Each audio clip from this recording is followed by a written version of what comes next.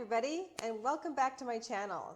Today we're going to be talking about reverse mortgages, the myths and the facts so that you get them straight. And I have a special guest here with me today. She's an expert in the field on that product. So if you're a buyer and you're thinking about maybe buying, this would maybe be an option for you. Susan Laliberte with Longbridge Financial. So she's going to be breaking down the process for us. Well, thank you for coming, Susan, and being on the show with us. Yeah, absolutely. Thank you, Kathy. Yes. It's a pleasure to be here to get the word out and the correct information. Yes, yes, because there is a lot out there that people are not aware of. Absolutely, yeah. And what they are aware of is a lot of times wrong information. Yeah. Yeah. Well, because they heard, what was it, 20 years ago? Yeah. That people heard. Yeah, more than 20 even. I think the fear is people think they're going to lose their house. Yeah. Yeah, that's one of the big ones. Yeah. So do you want me to just dive into that real quick? Yeah, Okay. let's talk about that and the process and how people get qualified. Yeah, so you're not going to lose your home unless there are ways to lose your home, just like if we don't have a mortgage on our home.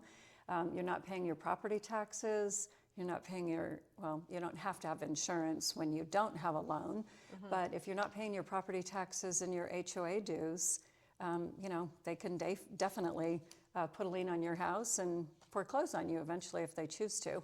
So it's no different with the reverse mortgage. You have to pay your property taxes, insurance, you have to have insurance on it, right? Because you've got a loan, and then of course any property fees that are associated with that, like HOA dues. Right. Yeah. Yeah. Okay, so how would somebody go about getting qualified for it? Very good question. So it's really no different than a traditional loan, which I get a lot of phone calls and people get frustrated because of the documents that we're trying to gather. It's a loan, just like a traditional forward loan is. It's a reverse mortgage, but it's a lot of it's the same and a lot of it's different. So we're gathering documentation, trying to prove, make sure they are who they say they are, driver's license, social. So there's a lot of documentation we've got to get together. But one of the things that is really different is the way we qualify people. Their FICO score and their income is calculated differently. So with a traditional mortgage, what the lender is underwriting is whether or not that person can afford their house payment, right? Okay, right. So in this case, there is no principal or interest payment. You still got taxes and insurance. But so what we're underwriting is the home and what the value of the home is, because that is a huge determination in how much we're going to lend. The value, the age of the youngest borrower, and the rates today make a difference. That all put together calculates how much we're going to be able to lend that person. Okay, so you mentioned the age of the youngest borrower, so what is that? 62. Okay. And that's for Cathy, the HECM, the Home Equity Conversion Mortgage. That's the acronym, HECM, that we call the FHA insured loan. Okay. That's the government loan. Now, there are other loans out there that go above and beyond the limit that FHA will go up to. The limit this year for 2026, believe it or not, is $1,249,125. Wow. Yeah. So anything over that is what we call proprietary loans. They're loans from private lenders. Still insured, they insure just like FHA does, they insure their loans, but they'll go up to, millions and millions. There's a cap on how much you can, they will lend, and that's $4 million. So basically that could be a $9 or a $10 million home. Right. Yeah, and then in that case, in the state of Nevada, they only have to be 55. Oh. Yeah, so that loan age is different. Okay. Yeah. Okay. So, and what is the percentage that somebody has to, starting at 62, what percentage do they have to come in with?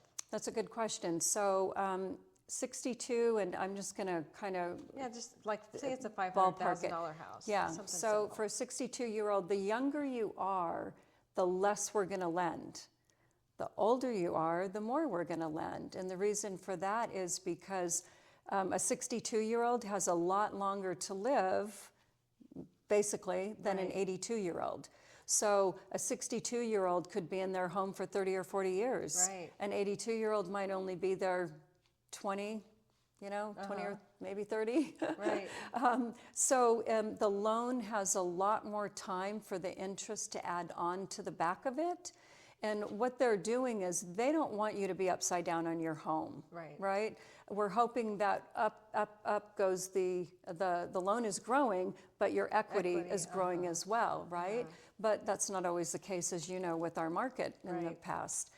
So a 62-year-old, we're probably the most, well, I shouldn't say the most, but we're looking for a good 60% down. Okay. Easily 60%. A 62-year-old, it's probably going to be more like maybe 74, 75% down. So that's for a purchase, right? So, and again, I'm just kind of ballparking it. I'm not sure, Yeah. So is that going to put most people out of the ballpark in applying for it? No, not at all. Okay. I mean, we have a ton of, as you guys know, as real estate agents, we have a ton of people that are moving here from California back east that have been in their homes 20, 30, 40 years. They're coming here as cash buyers. So I always tell my agents, and I have a lot of agents say, oh, they don't need the reverse mortgage, they're cash buyers. Those are the perfect buyers. Right. Because if they're willing to put $500,000 down on a house, they might still be able to get in that $500,000 house and put $200 in their pocket, $150 in their pocket, or go buy another house, go buy a rental property, right? And have residual income. So yeah, there's a lot of different ways to look at it, but cash buyers are perfect. And I wouldn't exclude anybody, thinking they don't need it, because you don't really know for sure until you offer or let them know about it. And I guarantee you, probably 2% of the population knows that you can do a reverse mortgage with a purchase. Yeah. Just hang on to your money, use other people's money. Absolutely. And like you said, invest in another property. Absolutely. Make some income. Yep, absolutely. So what are the other qualifications? Like I know that there's like an interview process that people have to go through. Yeah, absolutely. So it's called a counseling certificate. They have to go to a FHA approved counselor, and we give them that list. It comes right from FHA HUD. There's a list of counselors. They call the counselor. They do an appointment over the phone. It's anywhere from 30 minutes to an hour, hour and a half. Oh. It just depends on how many questions you have as a consumer, as a borrower. Hopefully you don't have a lot of questions because you've already talked to somebody like me, and we've already gone through, what reverse mortgages are all about. But they have their proposal, all of the numbers that we've estimated they're going to need for their down payment based on either how much money they have to spend or how much they want to spend on a house. We can back into the calculation. So the counselor has all of that information. They can go over all the numbers with the counselor as well. So a few things this is great for.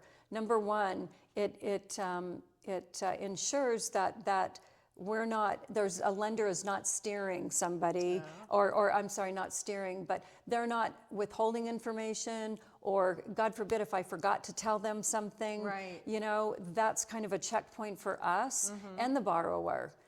It protects both of us. Oh, that's great. Yeah. That makes people even feel more at ease. Absolutely. With that process. Absolutely. Yeah. Okay. Yeah. So what about somebody's credit or income? Yeah, in qualifying. Yeah, absolutely. Like I said, this is different in so many ways than a traditional loan. It's a lot like a traditional loan too. In that respect, it's different. So we don't care what somebody makes. We don't care what their FICO score. But with that being said, there are things that we're looking for. So for a FICO score, they can have a really low FICO score. I've gone down to a 500 FICO score before. Oh, that's good to know. Yeah. A lot of times it just depends on what's on the credit history. We have to really dig into that. We might find that they've had a lot of collections, or they've got liens against the property, or they didn't pay their property taxes and their homeowner insurance on time. We can still possibly work with people like that. We have programs for people like that. We just have to be able to, they have to put more money down. So we create almost like an escrow for their taxes and insurance. Okay. So we're going to pay the taxes and insurance for them if they're not quite credit qualified. Okay. Yeah. Now, have you seen, because it's been how many years you think that it's been backed by the government? Yeah. Have you seen an increase in people saying, okay, I trust the process? Yeah, more and more, but I'll tell you more than anything, Kathy, I'm not even sure it's really them trusting the process. It's just not knowing about Yeah. it. Believe it or not, there's a lot of people out there that don't know anything about reverse mortgage. The traditional refinances we used to do if you're living in your house, certainly not the purchase. A lot of agents I talk to don't even know that you can use a reverse mortgage for a purchase. It's been around since 2009. 2009. Yeah, Wow. yeah. And then Ronald Reagan put it into, when he was in administration, 1989, I think, is about when it became an FHA insured product. Oh, okay. And believe it or not, there were reverse mortgages back in the 60s. Oh, wow. But they just were not insured loans. Yeah, so they've been around for a long time. But so I think more and more people, the word is getting out there, and the guidelines have changed so much. So we have a joke, we kind of say, well, it's not your grandma's reverse mortgage. It's changed so much, even in the last 20 years. Yeah. Yeah. And then the other thing is income. They don't have to have a certain amount of income to qualify for a payment, but we are making sure that they have enough income left over after we've taken their income minus anything that's on the credit report. You know, installment loans, car payments, student loans, believe it or not, credit card debt. We take all of that away, and we also take off a formula for utilities and groceries for either a 1 or 2 person household, however, you know, if it's a single person or a couple.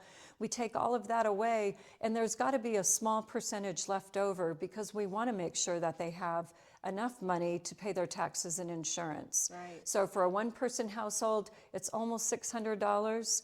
For a 2 person household, it's almost $1,000 left over. Oh, wow. So you can see the difference in that and, you know, your traditional mortgage.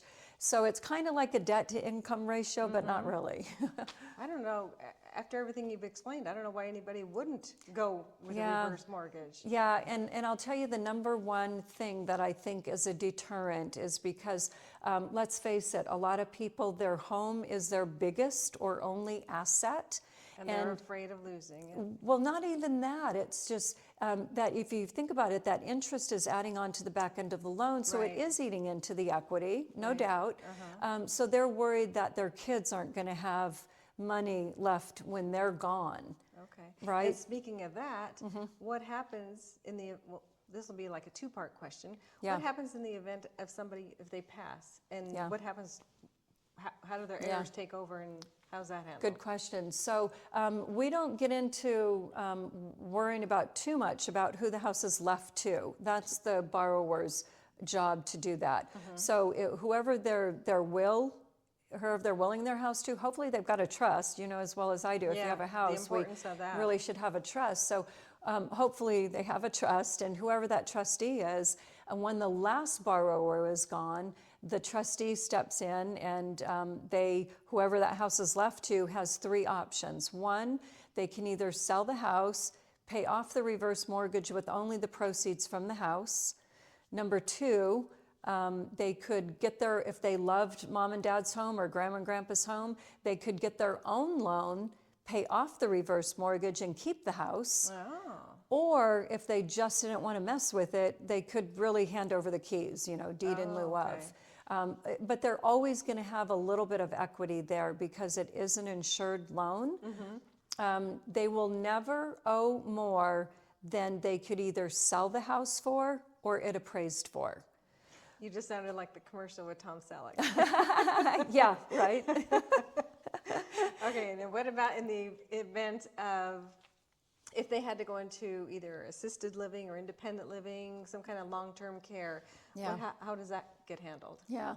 So it's supposed to be your primary residence, and primary residence is basically 6 months and 1 day. We understand, or FHA HUD, they understand that people have second homes, third homes, they travel, right? So it has to be your primary residence. So that means if you're going into an assisted living to live, most likely this is not going to be your primary residence anymore. Right. So technically, that would be the time to sell it. To sell it, okay. Yeah, yeah. Okay. Well, is there anything else that we didn't cover that you Well, think there's a people lot, but hopefully we'll talk again, Yeah, right? right. Those are kind of the main things. And Okay. the other thing I want to say too is that the title always remains either in the borrower's name or the trust. Oh, good. Yeah, so, and that's a misconception too, right? Okay. So that I think we covered a lot. Yeah, Okay, good. yeah. All right. Well, I want to thank you guys for listening in. I had met Susan. We all do our CE classes as agents.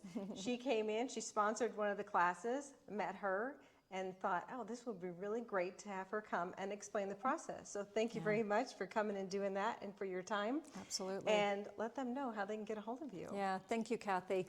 So I think the best way for me is you can look me up online. I've got a Google business page, Susan Laliberte, Laliberte.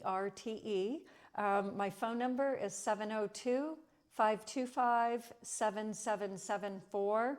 And you can text me or call me, and I always return my phone calls within 24 hours. So, Okay, yeah. great. Thank you so much, Cathy. Yeah. And then I will also put Susan's information in the link below. And if you or a friend or family member is looking to either buy or sell, I would love to be that agent that helps you do that. So in the meantime, I'm Cathy Jaramillo with Love Las Vegas Realty, and I'll see you on the next one. Take care.